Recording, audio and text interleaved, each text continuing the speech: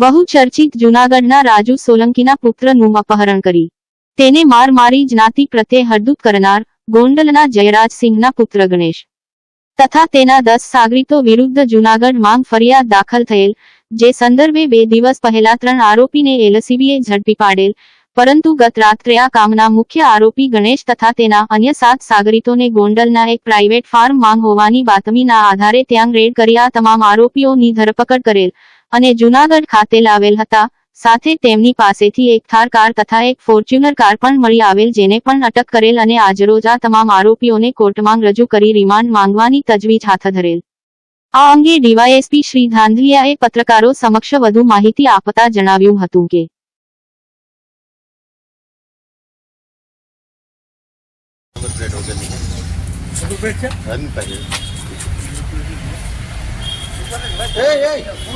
ખુરશી તારે અત્યારે લેવાની યાર, ચાલુ વિડિયો હોય હવે મારું પાડતું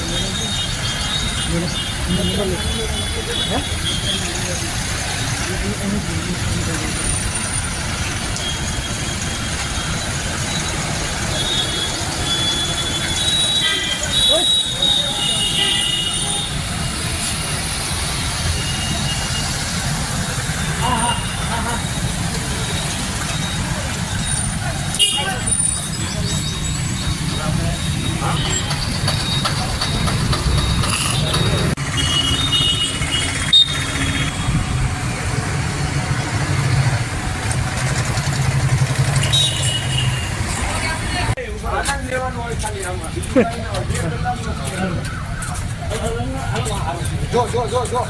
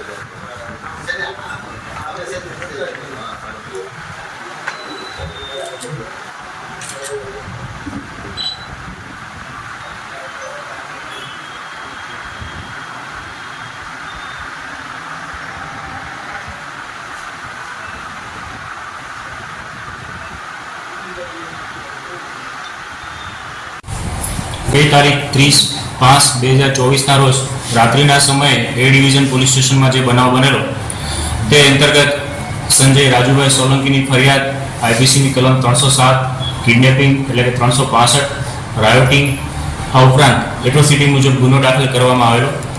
બનાવની ગંભીરતાને ધ્યાને રાખી જુનાગઢ જિલ્લાના એસઓજી, એલસીબી, આ ઉપરાંત એ ડિવિઝન પોલીસ સ્ટેશનની અલગ અલગ ટીમો પાડવામાં આવેલી.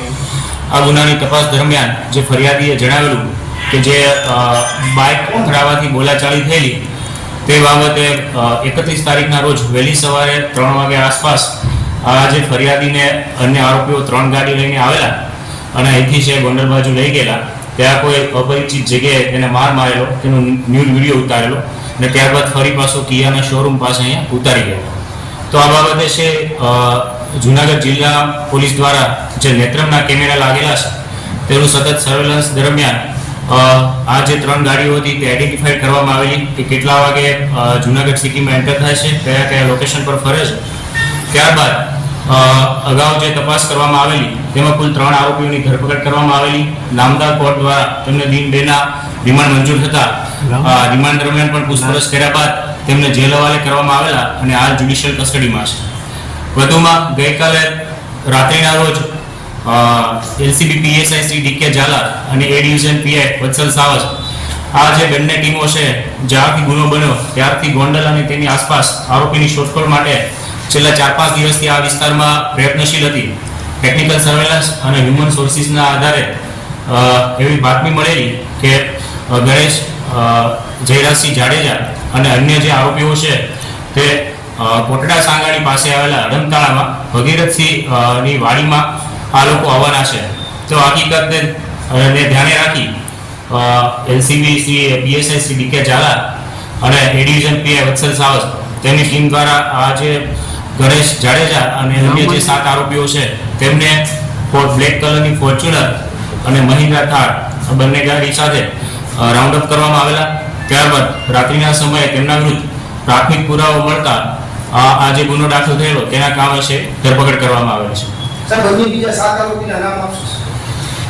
અન્ય જે 7 આરોપી છે તેમાં જશપાલસિંહ ઉર્ફે જેકે રાણા, ઇન્દ્રજીતસિંહ ઉર્ફે ઇન્દુભા જાડેજા, પૃથ્વીરાજસિંહ ઉર્ફે પૃથુભા જાડેજા, દિગ્પાલસિંહ ઉર્ફે દિગુભા જાડેજા, સમીર ઉર્ફે પોલાદ, અકરમ તરકવાડિયા, રમીશ પઠાણ, અંકુલ આ સિવાયના અન્ય 7 આરોપીઓની છે ધરપકડ કરવામાં આવે છે. સાહેબ આખું આ ઓપરેશન જે રીતના ગણેશની વાત સ્પષ્ટતાની વાત જે આમાં LCB PSI Shri decay Jhala અને એ ડિવિઝન પીઆઈ વત્સલ સાવજની જે બંને ટીમો હતી, પરંતુ આપ પણ જાણો છો કે આરોપીની સંખ્યા 8 છે અને પોલીસની 2 ગાડીઓ.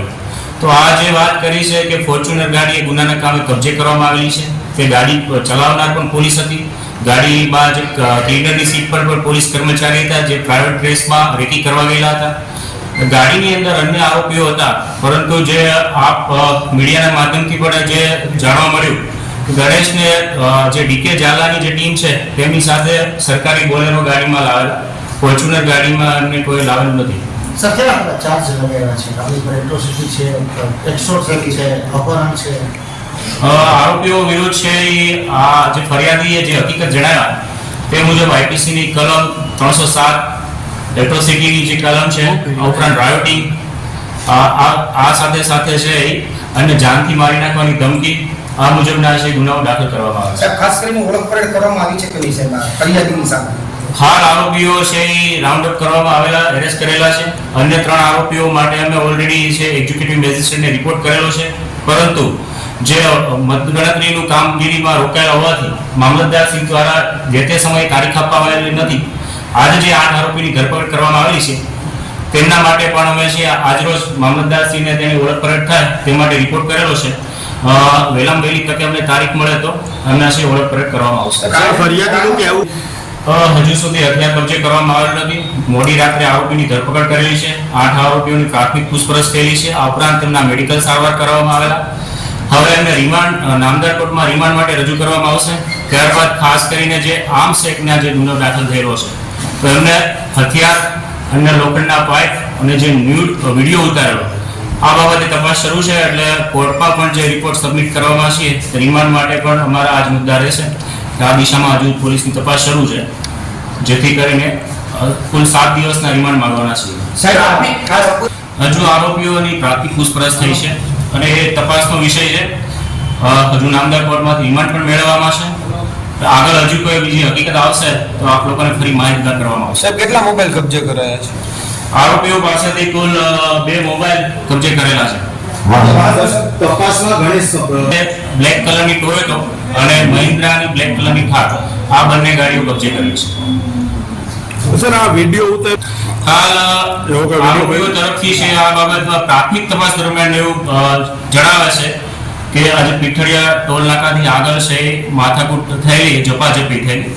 વિડીયો બાબતે હજુ ના પાડે છે.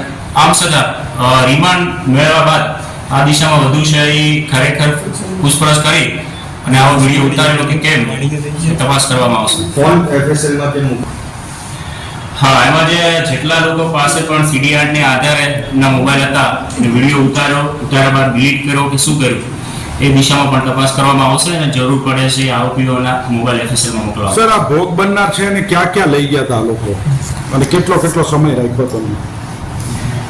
પ્રાથમિક પૂછપરછ દરમિયાન આરોપીઓ દ્વારા તેમને જે મેવાસાનું પાટિયું છે પીઠડિયા ટોલ નાકાથી આગળ ત્યાં સુધી લઈ ગયેલાની હકીકત જણાવે છે.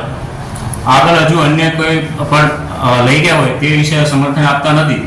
આમ છતાં હજુ રિમાન્ડ દરમિયાન છે વિશેષ પૂછપરછ કરી ફરિયાદીએ જે જણાવેલ અલગ અલગ 2 થી 3 જગ્યાએ લઈ ગયેલા છે તો ખરેખર બનાવ બનેલ છે કે કેમ એ પણ તપાસ કરવામાં આવશે. ગણેશ દ્વારા એવું કંઈ અત્યાર સુધીમાં તપાસમાં સામે આવ્યું કે ગણેશની પૂછપરછમાં આવું કોઈ સામે આવેલું છે?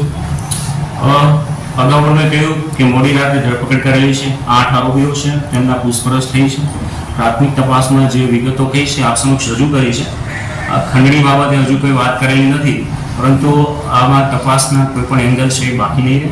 એફએસએલની પણ મદદ લીધી છે અને જરૂર પડે હજુ એમના ટેકનિકલ સર્વેલન્સ માટે એમના મોબાઈલ એફએસએલમાં મોકલવા માટે તમામ પ્રકારના છે. જૂનાગઢ જિલ્લા પોલીસ વડા દ્વારા આ બાબતે એક સીટની પણ રચના કરવામાં આવેલી છે, જેમાં એલઆઈબી પીઆઈસી બીબી કોળી, એલસીબી પીઆઈસી જે પટેલ, રીડર પીએસઆઈસી વાયન સોલંકી અને આયો 4 લોકોની એક સીટ બનાવવામાં આવેલી છે, જેથી કરીને અલગ અલગ ટીમ છે ટેકનિકલ સર્વેલન્સથી લઈ અને તમામ પ્રકારના જે દસ્તાવેજી પુરાવા ગુનાના કામ એકત્રિત કરવામાં આવે અને આરોપીએ જે પ્રકારનું કૃત્ય કરેલું છે તેમને વધુમાં વધુ સજા થાય તે માટેના છે જૂનાગઢ જિલ્લા પોલીસના પ્રયત્નો રહેશે. સર એક સવાલ છે, કેવી રીતે ઉઠાવી ગયો?